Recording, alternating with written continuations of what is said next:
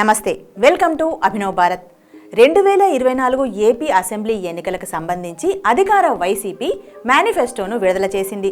2019లో చెప్పిన నవరత్నాల హామీలకే ఇంకొన్ని హామీలను జత చేసి ఈ మేనిఫెస్టోను రూపొందించింది. అది ఎలా ఉన్నాయో ఏంటో ఒకసారి చూద్దాం. ఇందులో ఒకసారి చూస్తే ఎస్సీ/ఎస్టీ సంక్షేమం, క్రిస్టియన్ మైనార్టీలు, బీసీ సంక్షేమం, న్యాయ బ్రాహ్మణులు, ముస్లిం మైనార్టీలు, కాపు సంక్షేమం, మోసిల సంక్షేమం, హిందూ దేవాలయాలు, కుల వృత్తిదారులు, జగనన్న చేదోడు, ప్రభుత్వ ఉద్యోగులు, ఇట్లా అనేక రకాల హామీలను గత 5 ఏళ్లలో ఎంతవరకు నెరవేర్చాము, ఇప్పుడు ఇంకెంతవరకు నెరవేరుస్తాము, ఇప్పుడు మళ్ళీ అధికారంలోకి వస్తే అనేది వీళ్ళు స్పష్టంగా అంతా రాసుకొచ్చారు. వచ్చే 5 ఏళ్లలో మొత్తం జనాభాలో కనీసం 50% దళితులు ఉండి, దళితుల జనాభా 500 పైన ఉన్న ఆవాసాలకు ప్రత్యేక పంచాయతీలు ఏర్పాటు చేస్తారట. ఇక క్రిస్టియన్ మైనారిటీలకేమో ప్రార్థనా స్థలాల నిర్వహణకు ప్రత్యేక నిధి ఇస్తారట. బీసీ సంక్షేమంలో కూడా ప్రార్థనా స్థల నిర్వహణ ప్రత్యేక నిధి ఇస్తారంటే పాతది కాకుండా ఇందులో కొత్తగా చేర్చిన హామీలు. ఇక కాపు సంక్షేమానికి వచ్చేసరికి ఇందులో కూడా అంతే, దేవాలయాల నిర్వహణకు ప్రత్యేక నిధి ఇస్తామని చెప్పారు. వచ్చే 5 ఏళ్లలో కుల వృత్తి చిరు వ్యాపారులకు ఏం చేశారంటే జగనన్న తోడు రుణ పరిమితి 10,000 నుంచి 15,000కు తక్షణమే పెంచుతామన్నారు. సక్రమంగా రుణాలు చెల్లించే వారికి ఏటా 1,000 రూపాయల పెంపుతో వచ్చే 5 ఏళ్లలో గరిష్టంగా 20,000 వరకు వడ్డీ లేని రుణాలు అందజేస్తామని ఈసారి మేనిఫెస్టోలో చేశారు. ఇక జగనన్న చేదోడుపై అది ఇంతకు ముందున్న దానికంటే ఇప్పుడు 1,00,000 వరకు పెంచుతామని చెప్పారు. దీన్ని పథకాన్ని వచ్చే 5 ఏళ్లలో కొనసాగిస్తామన్నారు. ఇక ప్రభుత్వ ఉద్యోగుల విషయానికి వచ్చేసరికి ఇప్పటికే రిటైర్మెంట్ వయసును వాళ్ళు 62 సంవత్సరాలకు పెంచారు కాబట్టి వాటితో పాటు ఇంకొన్ని ఏంటంటే వచ్చే 5 ఏళ్లలో విద్యా దీవెనకు ఎంపిక కాని ప్రభుత్వ ఉద్యోగుల పిల్లలకు విదేశీ విద్యకు తీసుకునే రుణంలో 10 లక్షల వరకు పూర్తి వడ్డీని కోర్సు పూర్తయ్యే వరకు లేదా గరిష్టంగా 5 ఏళ్ల పాటు చెల్లిస్తారట. ఇక మిగతా 25,000 వరకు జీతం పొందే ఆప్కాన్, అంగన్వాడీ, ఆశా వర్కర్లు, అవుట్సోర్సింగ్ ఉద్యోగుల కుటుంబాలకు విద్యా వైద్యానికి ఇళ్లకు ఇబ్బంది పడకూడదన్న ఉద్దేశంతో విద్యా వైద్యానికి ఇళ్లకు సంబంధించి అన్ని నవరత్న పథకాలను వీరికి వర్తింపజేస్తాము. ఇల్లు లేని ప్రభుత్వ ఉద్యోగులందరికీ సొంత జిల్లాలలోనే ఇళ్ల స్థలాలు 60% ఖర్చును ప్రభుత్వం భరిస్తుందని హామీ ఇచ్చారు. ఇక అగ్రిగోల్డ్ విషయానికి వచ్చేసరికి వచ్చే 5 ఏళ్లలో వీరికి జీవన బీమా విషయంలో gig workers, Swiggy, Zomato, Amazon వంటి సంస్థల డెలివరీ బాయ్స్ ప్రమాదవశాత్తు మరణిస్తే 5 లక్షల బీమాను ప్రకటించింది. ఇక జర్నలిస్టులకు కూడా 60% ఖర్చును ప్రభుత్వమే భరిస్తూ జర్నలిస్టులకు ఇళ్ల స్థలాలు ఇచ్చే కార్యక్రమాన్ని చేపడతామని చెప్పింది.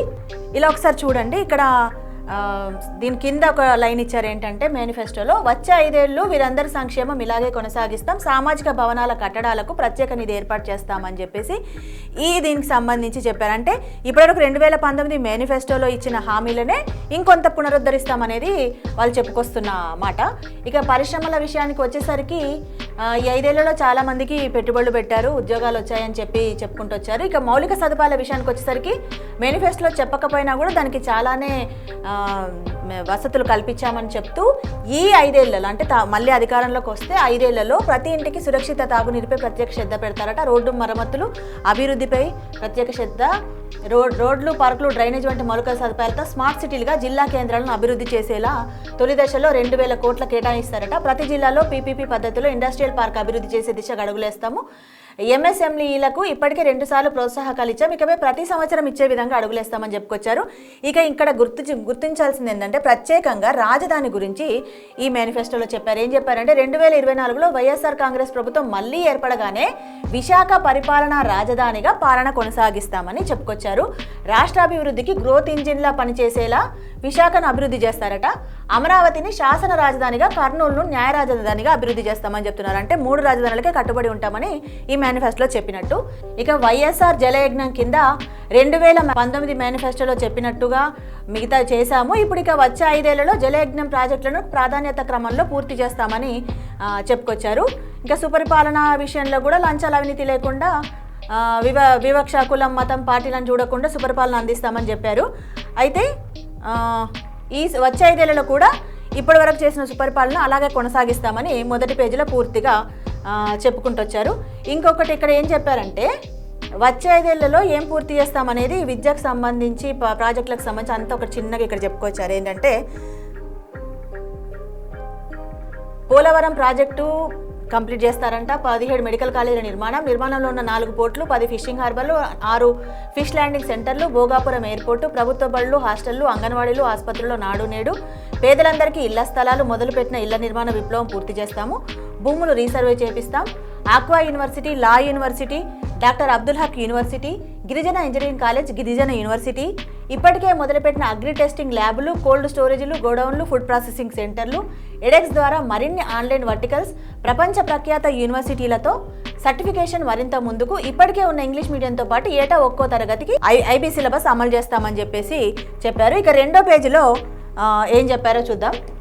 ఇక రెండో పేజీకి వచ్చేసరికి ఏం చేశారంటే మొదటి పేజీలో చెప్పిందని ఇంకొస్త ఎలాబరేటెడ్గా దీంట్లో చెప్పుకొచ్చారు. వైఎస్ఆర్ చేయూత కింద ఇప్పటికే మహిళలకి ఇస్తున్న ఆర్థిక సహాయాన్ని 1.5 లక్షల వరకు పెంచుతామని చెప్పుకొచ్చారు.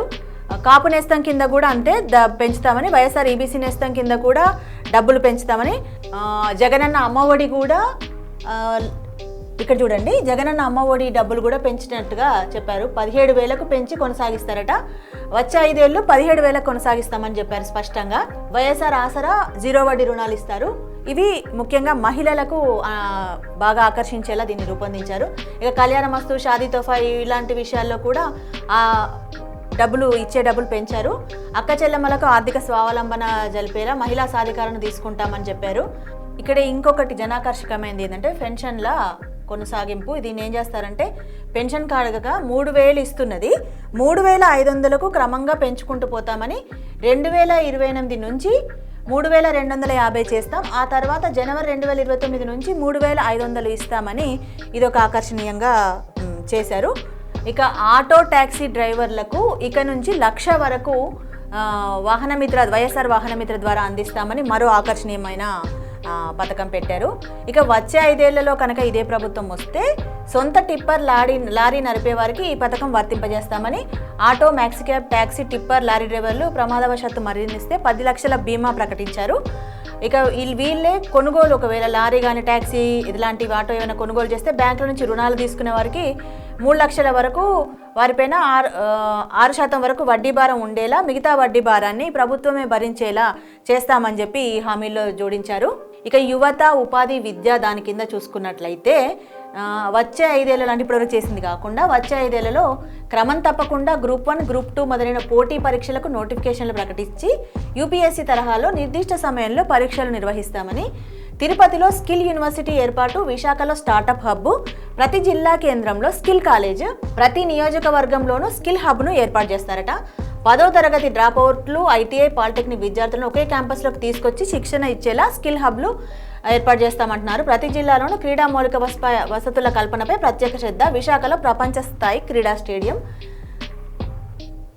ఇక ఆడుదాం ఆంధ్ర కూడా కొనసాగిస్తారట. ఆర్టిఫిషియల్ ఇంటెలిజెన్స్, చాట్ జీపీటీ వంటి సాంకేతిక పరిజ్ఞానాన్ని ప్రభుత్వ బడుల్లోని విద్యార్థులకు బోధించేందుకు ఇంజనీరింగ్ విద్యార్థులను ఫ్యూచర్ స్కిల్ ఎక్స్పర్ట్లుగా నియమించి వారికి 12,000 స్టైఫండ్ క్రెడిట్లు ఇస్తాం.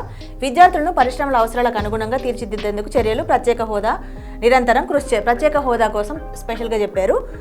ప్రత్యేక హోదా కోసం నిరంతరం కృషి కొనసాగిస్తామని చెప్పారు. ఇక్కడ కొంచెం ఈ విషయంలో మనం కొంత ఆశ్చర్యపోవాల్సిన విషయం, ఎందుకంటే ఈ 5 ఏళ్లలో చేసినది కాకుండా ఇంకా 5 ఏళ్ళైనా అది కొనసాగిస్తారు తప్పితే ప్రత్యేక హోదా తీసుకురారన్నట్టుగా ఉంది.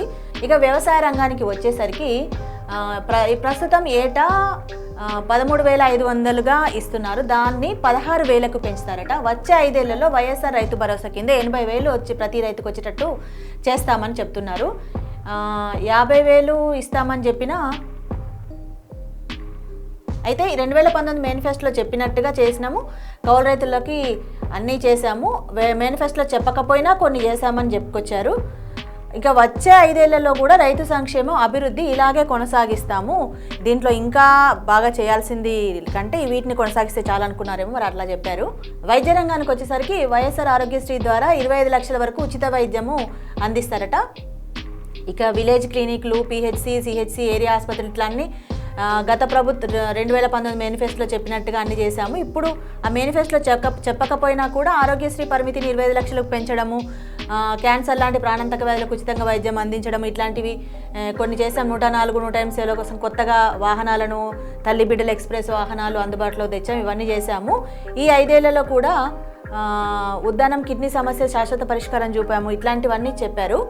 ఈ వచ్చే 5 ఏళ్ళు కూడా అంతకుముందు 5 ఏళ్ళే చెప్పినవి చెప్పనివి అన్నీ చేశాం కాబట్టి ఈ 5 ఏళ్ళు కూడా ఈ సంక్షేమాన్ని ఇలాగే కొనసాగిస్తాము అని చెప్పారు. అయితే ఈ వచ్చే 5 ఏళ్లలో కొత్త మెడికల్ కాలేజీల నిర్మాణం పూర్తి చేయడంతో పాటు మిగతా 12 మెడికల్ కాలేజీలను అందుబాటులోకి తీసుకొస్తారట. అట్లా మొత్తం 2550 ఎంబీబీఎస్ సీట్లు, 2737 పీజీ మెడికల్ సీట్లు అందుబాటులోకి వస్తాయి.